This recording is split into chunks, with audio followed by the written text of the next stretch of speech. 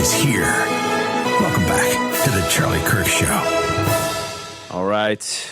Going to tell you guys about our friends over at Refy. Private student loan debt in the U.S. totals about $300 billion, billion with a B, and about $45 billion with a B is labeled as distressed. Refy refinances distressed or defaulted private student loans that others simply will not touch. They provide you with a custom loan payment based on your ability to pay. Refy is not a debt settlement company, and they work with each borrower individually, tailoring each loan to each borrower's specific situation. You will not be calling a faceless call center.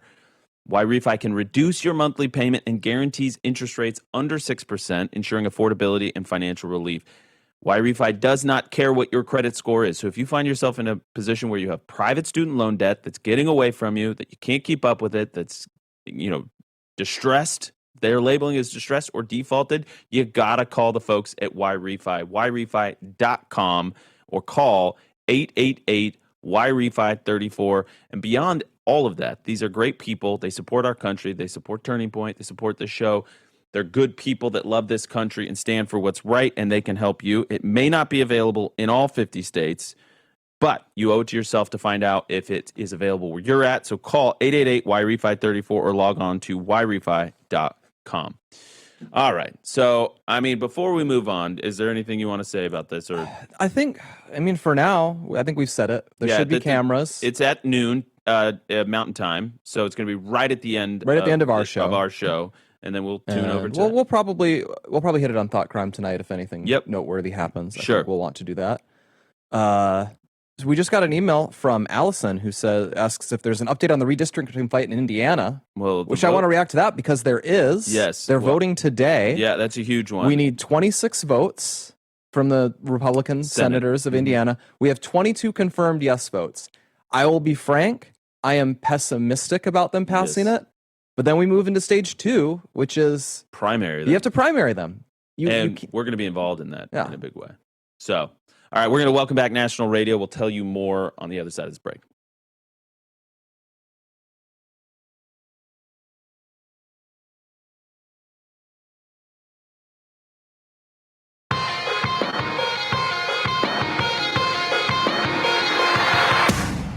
All right, welcome back to the Charlie Kirk Show. So, yes, we were just talking right before we welcome back radio about Indiana. So this is the redistricting fight, which would result in a 9-0 state. So you'd have 9 conservative districts, 0 liberal or Democrat districts. And what you need to get that done is you need 26 votes in the Senate. We have 22 confirmed yeses. We are pessimistic that we are going to get the 4 additional votes that we need. Now, I think, what is the total number? We have like 40 Republicans. We have 39 Republicans and a non-caucusing Republican, which I don't even want to find out what the heck that means. Yes, and we only need 24. 39 Republicans, 10 Democrats. You have 40 Republicans, 10 Democrats. You have an 80% Republican legislature, and they can't get a bare majority to get 2 extra Republicans in the U.S. House. Right. And you might have thought this was a bad fight to start, but it's sort of like saying, oh, I just don't agree with the way, like, what our battle plan is in this war, so I'm just going to go pout and sit at home or something. No, the battle has been joined. Democrats have redone their map in California. They're redoing their map. I think in Maryland they did it. They're looking for maps they can redo. Yes. They're planning to do it in Virginia. The battle is joined. You have to join the fight or switch flipping parties or just quit, leave, and let yourself be replaced by someone who will fight. As Charlie would say, lead, follow, or get out of the way. Get out of the way. And here, we made some news on Friday. I think we were the cover of front page of Politico. But we are getting involved in the Indiana fight on the Turning Point Action side. So we are going to bring our organizational muscle over to Indiana. There's going to be a lot of PACs, C4s, grassroots, local grassroots in Indiana. We had Citizen Kane from Citizen Free Press join us earlier this week, and he said the grassroots in Indiana, he's a local there, is fired up, and they're upset with their elected representatives in that state. I think they have every right to be, and I'll reiterate this point because this, a lot of attention goes to swing states in our election cycles, okay? Because those obviously determine who's going to be the president. You got to win the swing states to become the president. It's very high profile. we take our eye off the ball when it comes to these predictably red strongholds like Indiana. Indiana is very conservative. It's very Republican.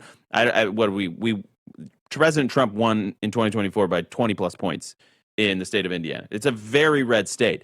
But what happens is the incumbent political class gets so entrenched in these states that over the years, especially when you have a convulsive moment like President Trump coming onto the scene, the incumbent political class ceases to line up with where the base voters are at. So you have these moments where the base wants redistricting. As you said, the fight has been joined. You either get to join the fight or you get to stay and be an enemy in that fight. At this point, you are just straight up voting. Do you want more Republicans in Congress or fewer?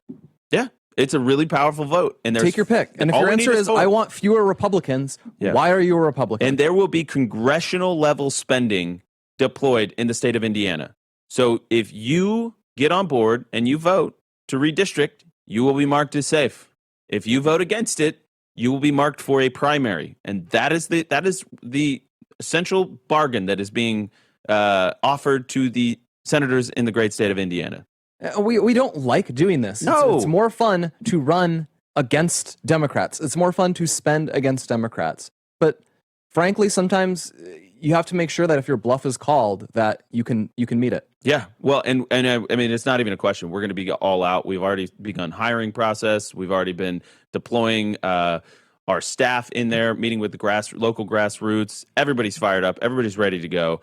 And I mean, it will probably take a process. Just so you think of the time frame here, it will probably take all the way through 2028 to get this done, to get a state legislature in place in Indiana, to get it all the way across the finish line. But listen, you're 4 votes shy.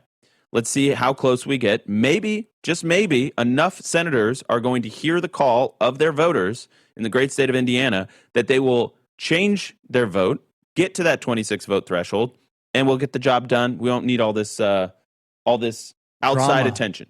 All the drama. The drama. There's so much drama going on in this country right now. I would love to stay focused on the mission. It occurs to me, Blake, how hard we worked over the years to stay mission focused. Gotta stay mission focused. And then you have this rude awakening where you go into this state where you are admittedly not necessarily super engaged with their locals. We're super engaged with state level Arizona politics. They are but Hoosiers. You go to Nebraska, you go to Indiana, and they have their grievances going back years. They have their arrangements going back years. And you just come in and you just have to roll your eyes. This is what you guys are focused on. This is what you think matters the most right now. Yeah, that Trump because you are gravely mistaken. Used the R word in a Truth Social post. He used it for a reason. It was not uncalled for in that particular Truth Social post. Hour 2 gets underway in just a few minutes. Don't go anywhere.